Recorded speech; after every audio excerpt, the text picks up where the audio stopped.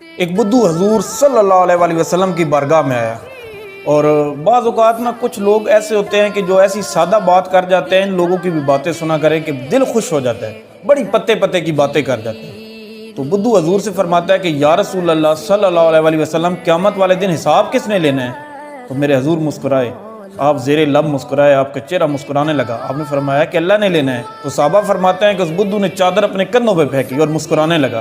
تو حضور پوچھتے ہیں کہ مسکرا کیوں رہے ہو؟ تو وہ بدو کہتا ہے کہ محبوب، جب کریم غالب آتا ہے تو معاف ہی کرتا ہے، بس اگر اللہ نے لینا ہے تو پھر معاف ہی کرنا ہے۔ تو حضور دیکھ کر مسکرانے لگ جاتے ہیں، اور صحابہ فرماتے ہیں کہ پھر وہ بدو چلا جاتا ہے۔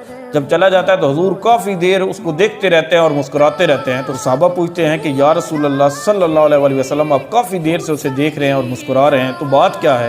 حضور فرماتے ہیں کہ سادہ آدمی تھا لیکن بات پتے کی کر گیا۔ تو بعض اوقات کچھ سادے لوگ ہوتے ہیں لیکن بات بڑی پتے کی کر جاتے ہیں۔